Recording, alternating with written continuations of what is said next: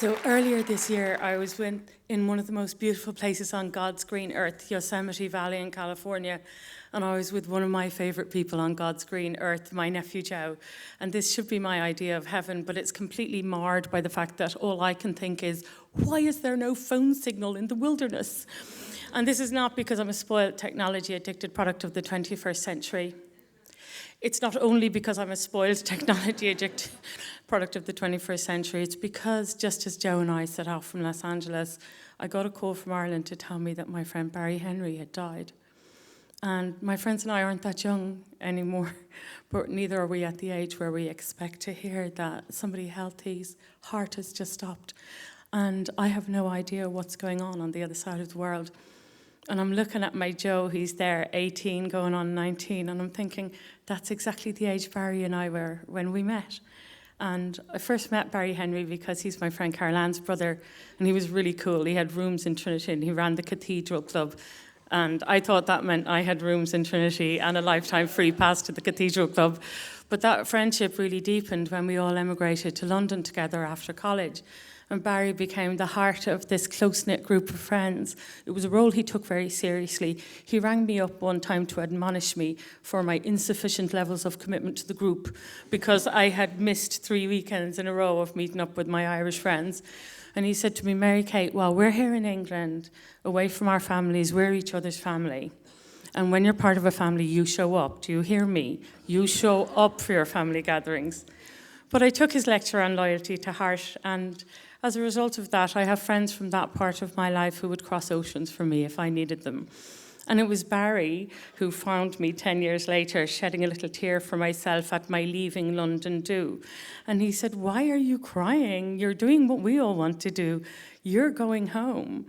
And I said, well, I'm crying because I'll miss you, Barry. And he said, you don't need to miss me. I'll be following you really soon.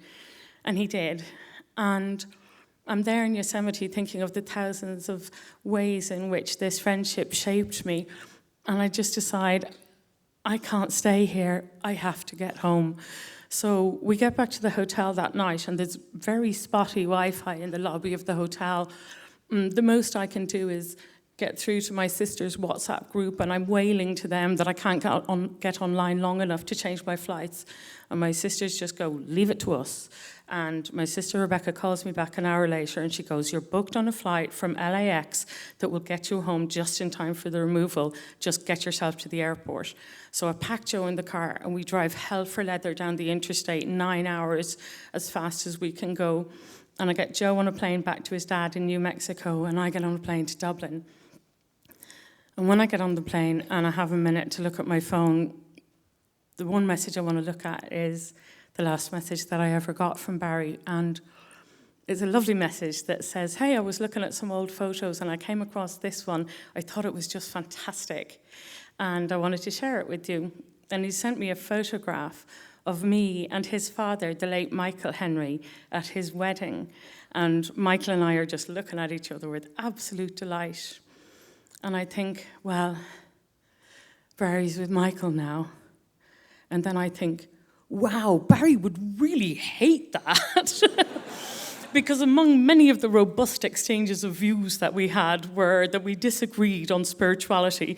And Barry would say to me, you're an intelligent woman. How can you believe in God and heaven and hell and all that nonsense? And I say, well, I don't believe in hell. And I don't believe in God as a judgmental owl fella. But I think we all came from something and we all returned to something. And he'd go, worse yet, not even the rigor of an intellectual framework. And I said to him, you know what, Barry, why don't we have this argument after we're both dead and we have more information? Because it's really pointless having this now.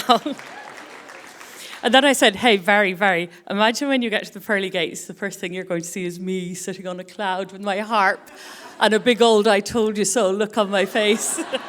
And he said, yeah, that's not how I will know that heaven is real, Mary Kate.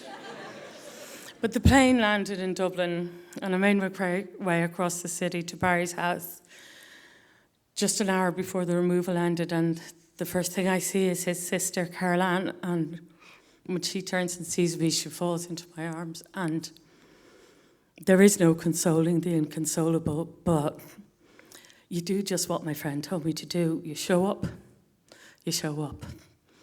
And it was my honour to be among the hundreds of people that showed up to mourn the passing of the great Barry Henry.